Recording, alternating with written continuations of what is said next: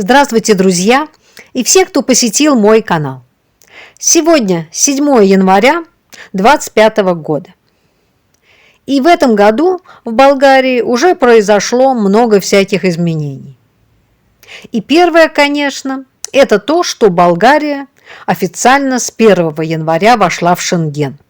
Это хорошая новость. Вторая новость – это то, что с 1 января увеличилась минимальная заработная плата в Болгарии. И составляет она теперь 1077 лев. Но это скорее не плюс для населения, а минус. Особенно это минус для работодателей, потому что они обычно в договоре по найму работников указывают чаще всего именно минимальную заработную плату, чтобы платить налоги именно исходя из этой минимальной заработной платы. Вот теперь платить им придется больше. И также повысился пенсионный возраст и стаж. Не сильно, но все же. У женщин на 2 месяца, а у мужчин на 1 месяц. У женщин теперь пенсионный возраст стал 62 года и 4 месяца, а у мужчин 64 года и 8 месяцев. Вот это были, так сказать, хорошие новости. Плохие новости – это повышение цен. И повышение цен я заметила с первых дней в продуктовых магазинах. Хотя обычно после новогодних праздников цены в магазинах, наоборот, понижаются на несколько дней, а иногда и на неделю-две. В этом же году, уже 2 января, я заметила, что цены на многие продукты поднялись. А кроме этого, с 1 января поднялись цены на водоснабжение и канализацию. Цены выросли в среднем на 4%. Цены в Болгарии на водоснабжение не везде одинаковые, но в среднем кубометр воды в стране сейчас стоит 5 лев, то есть 2,5 евро.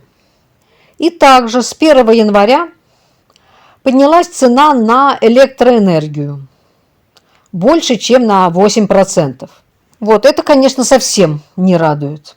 Цены на электричество, как и на воду, тоже не одинаковые по всей стране, но средняя цена стала примерно, 24 статинки днем по дневному тарифу и 14 статинок по ночному. Конечно, это не самые высокие цены на электричество. Есть во многих странах намного выше цены, но все же для Болгарии это дорого. И кроме этого, я хочу рассказать еще об одном постановлении, информацию о котором я увидела в конце 2024 года. Вот такие заголовки я увидела в интернете. Новые правила НДС при продаже недвижимости. Физические лица будут облагаться налогом НДС при продаже недвижимости и так далее. Меня это, конечно, просто поразило, и я полезла искать информацию, потому что НДС в Болгарии – это 20%. И если все физические лица при продаже недвижимости будут облагаться этим налогом, то цены на недвижимость сразу вырастут еще на 20%. В итоге много всего я прочитала, но конкретики и четких объяснений пока нет нигде. В итоге я поняла, что теперь за земельные участки под строительство домов должны будут платить не только юридические лица, но и физические. И это сделано для того, чтобы застройщики не уходили от налогов. Потому что здесь, в Болгарии, очень распространено строительство многоэтажек без покупки земельного участка этой строительной организации. Очень часто здесь дома строятся, так сказать, под обесштетение. То есть строительная компания строит дом на участке физического лица. Физическому лицу при этом не надо было платить НДС. После строительства хозяин земельного участка получал определенную часть этого дома. Обычно это от 22 до 50% всего здания. Зависит это в основном от местоположения участка. И это было выгодно и одной, и другой стороне. Строительной компании не надо было покупать землю и вкладывать в это сразу свои деньги. И главное, не надо было платить за это налоги. А собственнику земли не нужно было заниматься строительством, а просто подписать договор и через пару лет получить свою часть здания. Теперь же это станет невозможным. Вернее, строительство-то, конечно, возможно, в этом ничего не изменится, просто это будет дороже.